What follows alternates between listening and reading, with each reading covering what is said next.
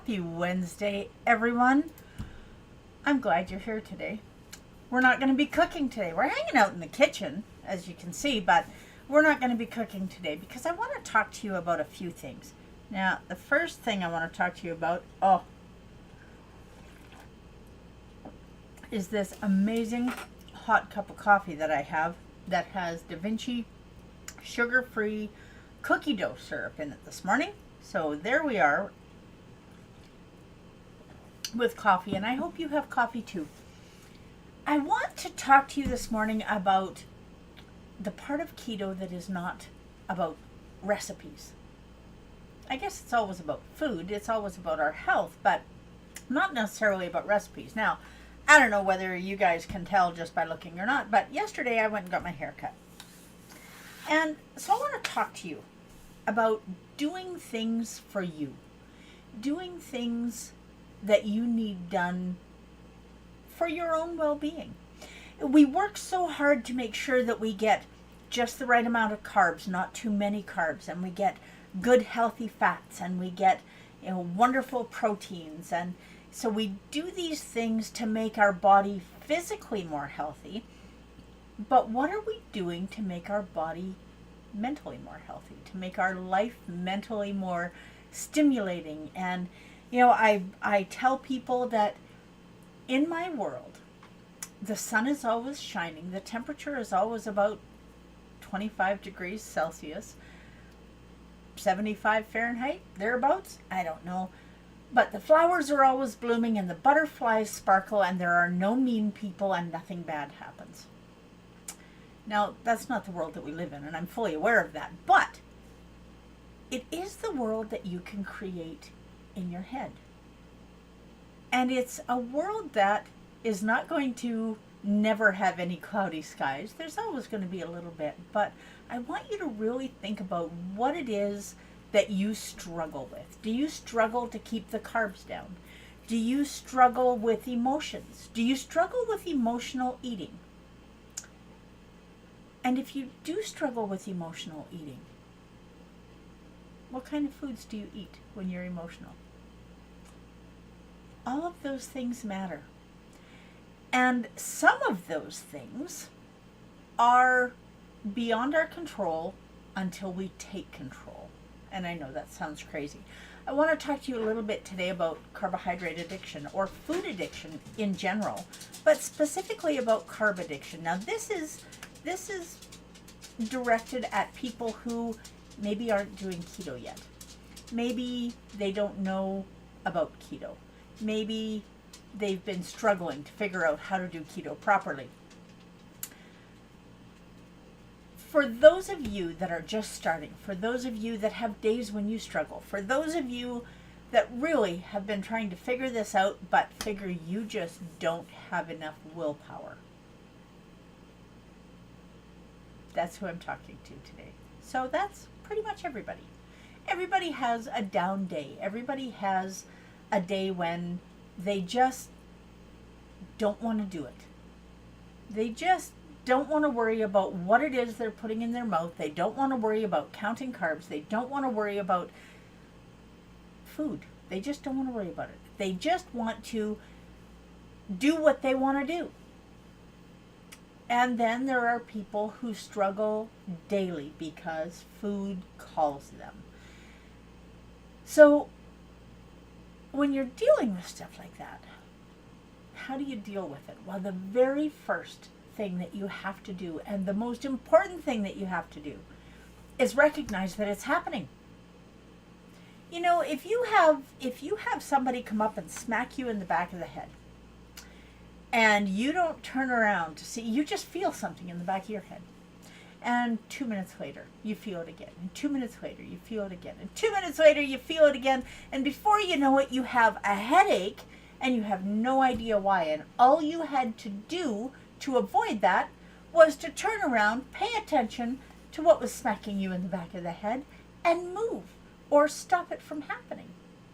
Now, that sounds pretty simplistic when you're talking about food addiction or struggling with weight loss, and I fully recognize that. Trust me, I recognize that. I have struggled with it my entire life, and it was always my fault. Because everybody knows, until they don't, everybody knows that if you are fat, like me, and I am, and I have people say to me all the time, you've done such a good job at losing weight. You've done such an amazing job. You're not going to lose any more, are you? Yeah, I have more to lose. No, I'm not done. But thank you for the compliment. Okay, so what do you do when it's all your fault? When you absolutely know that if you just had the willpower, you could stop eating. If you just had the willpower, you could live on lettuce for the rest of your life. If you just had the willpower. There you go. That's it. That's all you need, is just the willpower. You went to the doctor and the doctor said, you are borderline type 2 diabetic. You need to do something. You need to find willpower. You need to be in control. This is your fault. You let this happen. Okay? How did you let this happen? By following the Canada Food Guide, by following the healthy plate model, by binging on cookies, by binging on chocolate, by how did you let this happen? Well, let's talk about that for just a minute. If you let this happen, and it is your fault, and it is your lack of willpower that has created this situation where you are pre-diabetic, which in my non-medical opinion is not a thing. You are not pre-pregnant. You are either pregnant or you are not pregnant. Period. There are different degrees, but pre-diabetic? No. That is type 2 diabetes. That is damage being done to your body. That is something that you need to take very seriously, but it is not your fault. But Sharon, you gained all that weight and I've gained that weight, and so here we are, and the blood tests are what they are, and I have a family member who has high blood pressure and they don't even have any weight to lose, and so they need to cut out the salt and I need to cut out the sugar, and it is our fault. No, it isn't. None of us have been given good nutritional information. We haven't. What have we been told? Eat lots of healthy whole grains. Okay, well, healthy and whole grains, those, we'll make 3 words. Whole grains, let's make it 1 word. Those things should never be in a sentence together unless you have not in front of it. Not healthy whole grains. Whole grains, any kind of grains, are not healthy. Grains cause inflammation. Grains cause metabolic syndrome. Grains cause all kinds of problems. But it is not your fault. It isn't. You've been doing the best that you can do for your family. Did you know that right now in North America, we have, for the very first time ever, we have juvenile type 2 diabetes clinics. We have allowed our children to become so fat that they have type 2 diabetes. That's never been a thing before, but it's a thing now. So how is it that it was never a thing before and now it's a thing? That's an interesting question, isn't it? And type 2 diabetes is an incurable disease that you cannot do anything except manage. Well, that's not true either. That is absolutely not true. And many type 2 diabetics are no longer type 2 diabetics because they've changed the way they ate. But that does not get back to whose fault is it? Why does it matter? It isn't your fault. Because the reality is your high blood pressure, your heart disease, your obesity, your 10 pounds extra that makes you overweight but not obese, all of those things are a result of hormones. It's a hormone imbalance. Polycystic ovarian syndrome, polycystic kidney disease, Crohn's disease, irritable bowel syndrome. All of these things, Alzheimer's, early onset Alzheimer's disease. Now, the question is not whose fault is it, because we are where we are. So instead of discussing whose fault it is, let's talk about what we can do to change it and whether or not we're willing to do it. So, what are you willing to do to change your situation? Are you willing to change your lifestyle? Because if you're not, then you do you, and that is absolutely your right. And if that results in an early death, and you're okay with that, I can pretty much assure you that your family won't be, but they will find people to surround themselves to support them while they mourn your loss. And that truly is a reality for some people. So, I'm a food addict. What does that mean? It means that I feel as though I have absolutely no control over what I eat. So, if I have no control over what I eat, then that must be my fault because I don't have willpower. Well, that would be great if that were true, because we could just find some kind of a medication. We could find some pill, some magic pill that would make it all better. But it isn't about willpower. It's about how your body operates. And if you are a carbohydrate addict, your body is going to crave carbohydrates. Have you ever noticed that you don't crave broccoli? Seriously, nobody craves broccoli. Okay, so what are we going to do about these cravings? Well, I will promise you, first of all, that it isn't easy. And trust me when I tell you, you are talking to a diehard carbohydrate addict. And the only way to deal with it is to quit it.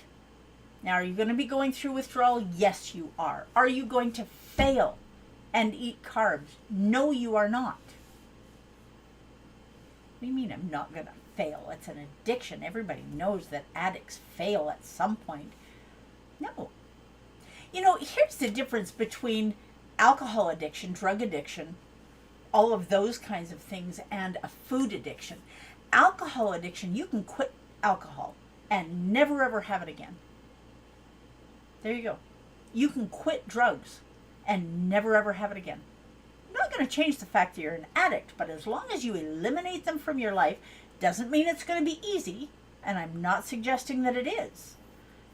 And sometimes addicts stumble and they fall back.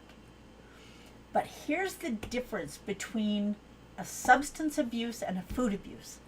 Substances you can eliminate from your life. You cannot eliminate food from your life. And that makes it an entirely different challenge. So, we can't eliminate food from our life. What on earth are we going to do about it? Well, the first thing we're going to do about it is the same as the 12-step programs. The first step is admitting that you have a problem. So when you step on that scale in the morning and you see that you are 20, 30, 50, 100, 200 pounds overweight, what do you do when you see that number? Nothing, because we have the answer for that. We're just not going to step on the scale in the morning, because everybody knows that if you step on the scale, you're just setting yourself up for failure because it's depressing. And if you're depressed, then you want to go and eat. Well, yeah, you can look at it that way if you want. But the reality is that your scale is an amazing tool that is going to help you figure out what your body is doing. Is your body getting too much of something? Is your body not getting enough of something? Is your body telling you your weight is up a little bit, but you haven't actually gained weight, you're constipated? Or you've been retaining fluid?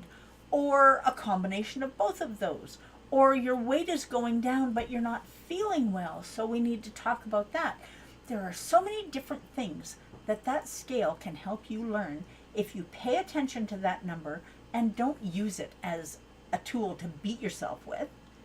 Use it as a tool to help you build something beautiful, a healthy body.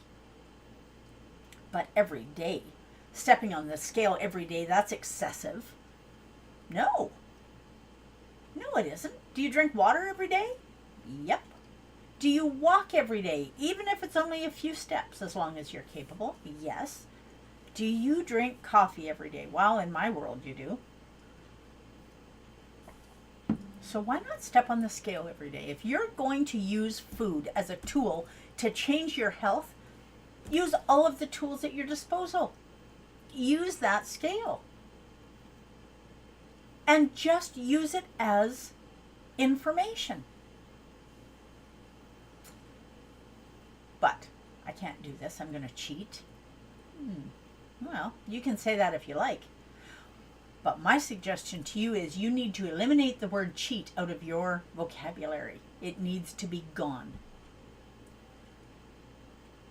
You're not cheating. You're making a decision. You're making a decision that is yours to make. You have that right to make it. And if it is a low-carb decision that's going to help your health, then way to go. And if it isn't a low-carb decision and it isn't going to help you, you have that right. So pay attention after you've made that decision, rather than beating yourself up and talking about how you failed and how you cheated and how you shouldn't have. Instead of doing that, talk about what you learned from it. How did you feel after you ate those 3 chocolate bars, or a full bag of cookies, or a big plate of potatoes, or a bag of potato chips? Or a big plate of potatoes, not a bag of potatoes. How did you feel? Did you feel bloated?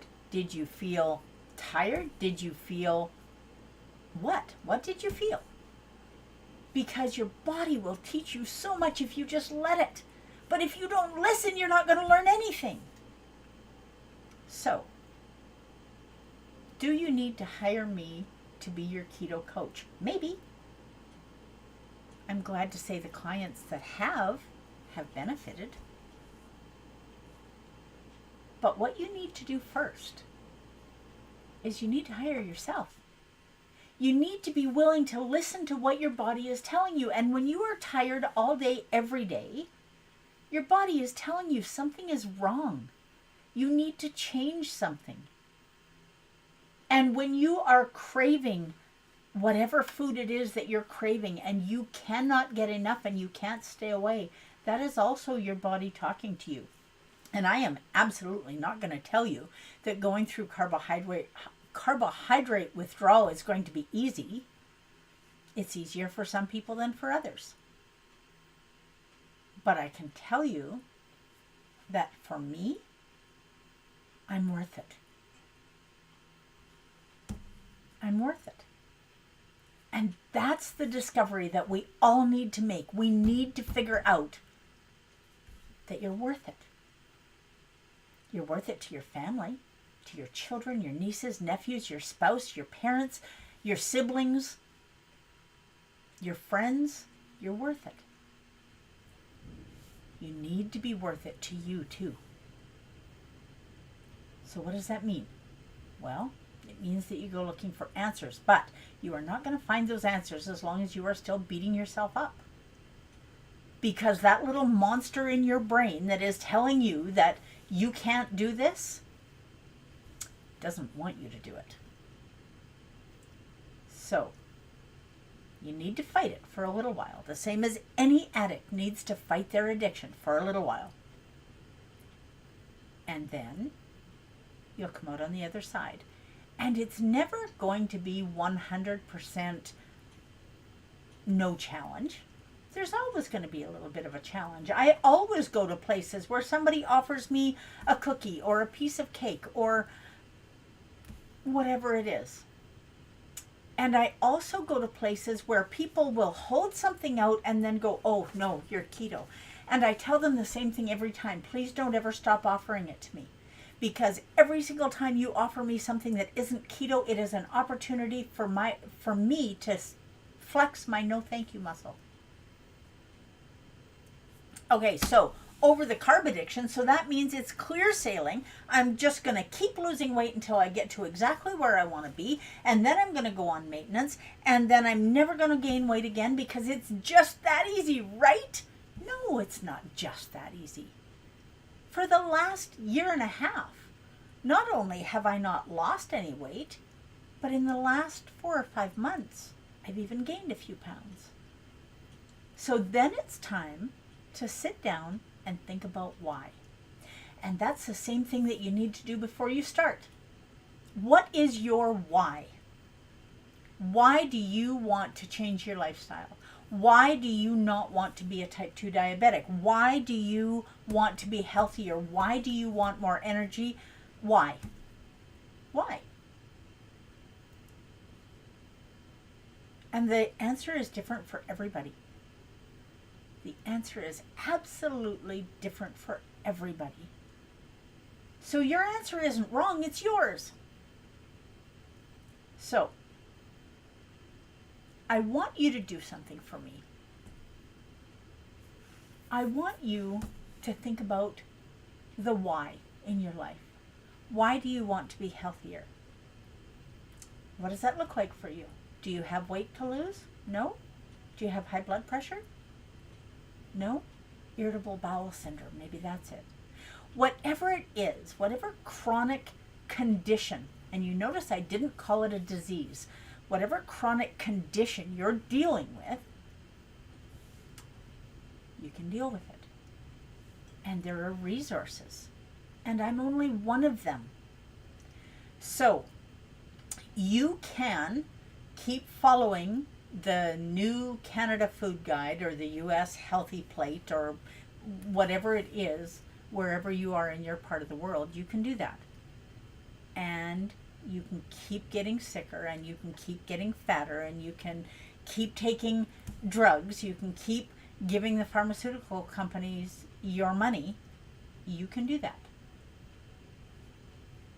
It's your choice. And I'm not telling you that if you start doing keto today, you're going to be off all of your medications tomorrow. That's not the way it works. It's a process. Getting you onto those medications, becoming, insert condition here, that was a process. It took a while, took years. Getting you off them is also going to be a process. So, what do you do to make that happen? Well, we've established it's not your fault. It's a hormone imbalance. So you can stay home and you can pull the curtains and you can spend time pouting or crying or beating yourself up, or you can look for some support. And whether that support is with your family, with your spouse, with your children, with your friends, online, go looking for it. It's not just going to jump into your lap. But then also do things to take care of you. Get your hair cut. Go for a walk. Get some fresh air. Make your world a little sunnier. Whatever that looks like for you. Go for a massage. Go for a pedicure. Go for a manicure. So now you know all of my favorite things. Do something for you. Go for a facial. Whatever it is. Whatever it is that's going to make you feel good and make you feel special, because you are special. You are the only one of you that there is. And I can tell you, even though I'm looking into a camera lens, I don't want this world to lose you. And I don't want your family and your friends to lose you. So, I want you to recognize that you're worth it. And I want you to do something to improve your outlook on life, to make you feel pretty or handsome if you're a man, to make you feel something other than sad, something other than defeated, something other than less than. Just do that. It's one step. And reach out to me. Send me a message. Anyone who is interested in learning whether or not keto is right for them, there is a half-hour free consultation that you get if you reach out to me. So don't be scared to do that. Decide what it is you want. Decide what it is you want for your family. Because when you start making changes to better your health, you can do the same thing for your family. And I have people say to me all the time, well, I can't do keto because my family won't do it. Okay, well, first of all, if you're the cook, you get to make that decision. Second of all, have you taken a survey? And thirdly, oh my goodness, how is their health any less important than yours or mine? And a keto lifestyle is an appropriate way to nourish a human body. It does not need to mean that you need to lose weight. It doesn't even mean that you have anything chronically wrong with you right this second. It means that you want to either regain or maintain your health. That's it. That's all it means. I do not want to become what? A heart patient? A type 2 diabetic? I don't want to deal with irritable bowel syndrome. I don't want what? So do something to stop it from happening. It is your choice, and the information is out there, and you can do it. Because food addiction is not your fault, but it is your responsibility. That's it. That is all I've got for you today. So I want you to come and hang out with me on Friday at noon. And Friday at noon, we're going to have some fun because we are going to make some wraps. And after we've made the wraps, we're going to fill them and eat them. And it's going to be absolutely delicious. And it is super easy. And I would really love it if you joined me and bring a friend or a lot of friends or family members or whoever. And help them to see that ketogenic food, low-carb food, is not gross and disgusting and flavorless and. Let's learn together. Let's teach together. Let's get well together. Let's regain our energy together. And let's acknowledge together that we are worth it. And so is everyone else in our life. If they choose to nourish their body properly, they will have the benefits and the knowledge that comes with eating a low-carb diet. Okay, that is my ramble for today. So you didn't get any food today, but that's okay. I hope that you got something more important. So, until Friday at noon Mountain, and again Sunday at 10 a.m. Mountain, I want each of you to do your very best to live your best version of this shining life. I am going to go and finish enjoying my cup of coffee, and I am going to spend the rest of the day doing exactly that. And I hope to see you here Friday at noon because we're having wraps for lunch. So, enjoy your coffee. Enjoy your day. Find someone to hug or phone someone that you love and tell them that you love them. And I will see you Friday at noon. Thank you so much for joining me today. I really appreciate your time. Whether you're watching this live or you are watching the replay, I hope that this will help you and that you'll share it with someone else that you love. And that will either help them or maybe it will help them and help them to help you. Bye for now. I'll see you on Friday at noon.